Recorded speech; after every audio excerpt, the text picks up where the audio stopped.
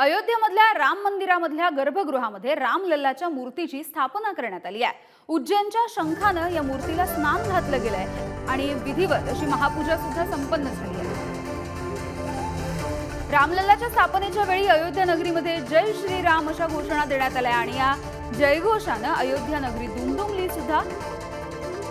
तर अयोध्येमध्ये आज दिवसभर अग्निनिर्माण विधीचं नियोजन आणि आयोजन करण्यात आलेलं आहे। खरं तर 22 जानेवारीला हा जो सोहळा होणार आहे त्याआधी वेगवेगळे विधी आता इथे पार पडतायत।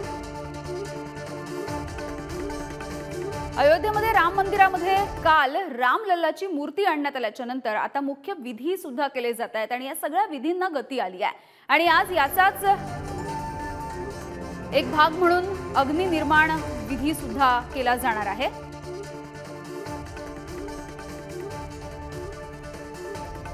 तर कालच आपण पाहिलं होतं ही मूर्ती इथे आणली गेली होती आणि रामलल्लाच्या मूर्तीची स्थापना सुद्धा करण्यात आली आहे। आज याच विधींचा भाग म्हणून अग्नि प्रज्वलन विधी होतोय आणि याविषयी बोलूयात। प्रसन्न जोशी सर सध्या आपल्या सोबत थेट अयोध्येमधून जोडले गेलेले आहेत। प्रसन्न सर, एकूणच अयोध्येमधली नगरी जी आहे ती सजलेली धजलेली बघायला मिळते। काय नेमके विधी असणार आहेत, काय नेमकं महत्त्व आहे या सगळ्या विधींचं? यामिनी, सर्वात आधी या अतिशय इकडेच्या छान सुखद अशा थंडाव्याच्या वातावरणात अयोध्येतून आपल्या सगळ्या पुढारीच्या प्रेक्षकांना राम राम आणि जय सियाराम। आणि जो तू प्रश्न विचारला त्याच्याकडे आपण वळूयात की आता रामलल्लाची मूर्ती प्रत्यक्ष गर्भगृहात आलेली आहे आणि आता आहेत ते विधी पुढचे अधिक महत्त्वाचे ठरणार आहेत, ज्याचा तू आता एक उल्लेख केला। अग्निप्रज्वलन विधी किंवा अग्निमंथन विधी सुद्धा तो आहे। त्याबद्दल माहिती देण्यासाठी आपल्यासोबत स्वतः महंत सुधीरदास आहेत, काळारामचे महंत आहेत। आपल्याला तर माहिती आपल्या महाराष्ट्राचे आहेत, शिवाय त्यांना अयोध्येत खास आमंत्रण आहे या विधींमध्ये सहभाग घेण्याचा। त्याच्यातून वेळ काढून त्यांनी आपल्याला ही वेळ दिलेली आहे। महंत, आपलं स्वागत आहे पुढारी न्यूज। धन्यवाद। आम्हाला या अग्निविधीबद्दल सांगा, काय महत्व आहे त्याचं? या विधीचा अग्नि निर्माण करण्याचा विधी म्हणतात, अग्नीचा अवतार म्हणतात, काय नेमका प्रकार आहे? अग्निवै प्रथम जाताः, ऋग्वेदाचा देखील मंत्र आलाय, अग्निमेळे पुरोहितम यज्ञस्य देवमृत्विजम। अग्नी हा सर्व देवतांकडे ज्या देणाऱ्या आहुती आहेत तो स्वतः वहन करतो, घेऊन जातो।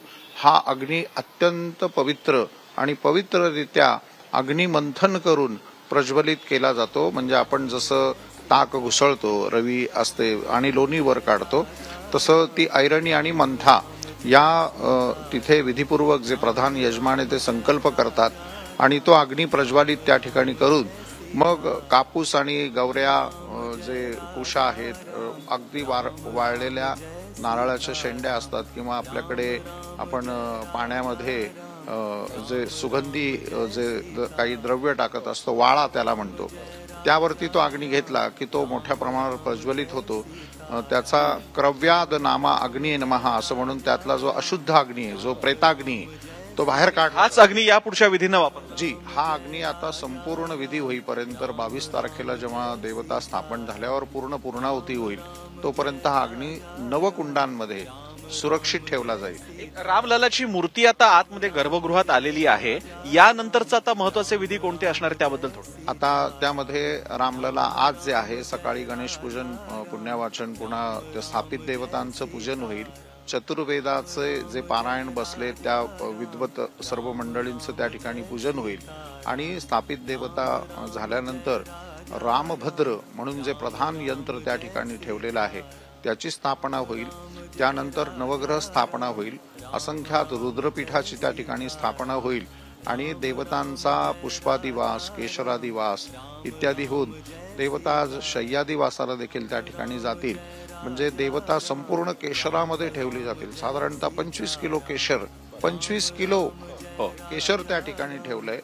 फुलं ठेवली आहेत, सुगंधी फळं ठेवली आहेत विविध जी रामलल्लाला आवडतात विशेषतः, आणि बोरं सुद्धा तिथे ठेवलेली आहेत, कारण शबरीनी बोरं त्या ठिकाणी दिलेली होती। हे सगळे विधी पार पडतील 22 तारखेपर्यंत आणि मग आपल्याला यामिनी प्रतीक्षा असेल ती 22 तारखेच्या प्राणप्रतिष्ठापनेची आणि त्यानंतर प्रत्यक्ष रामलल्ला आपल्यापर्यंत सगळ्यांपर्यंत त्याची प्रतिमा। आज आपल्याला प्रतिमा दिसलेली आहे, मात्र मूर्ती झाकलेली आहे, कारण धर्मशास्त्रानुसार प्राणप्रतिष्ठेशिवाय मूर्तीचं दर्शन होत नाही। ते आपल्याला दर्शन 22 तारखेला होईल। यामिनी, हो, अगदी धन्यवाद प्रसन्न सर या सगळ्या माहितीसाठी। राम राम जय सीताराम। तर ही सगळी लाईव्ह दृश्य आपण बघतोय थेट अयोध्या नगरीमधून, कारण अयोध्येमधल्या याच राम मंदिरामध्ये 22 तारखेला मोठा आणि भव्य दिव्य अशा स्वरूपाचा सोहळा आयोजित करण्यात आलेला आहे।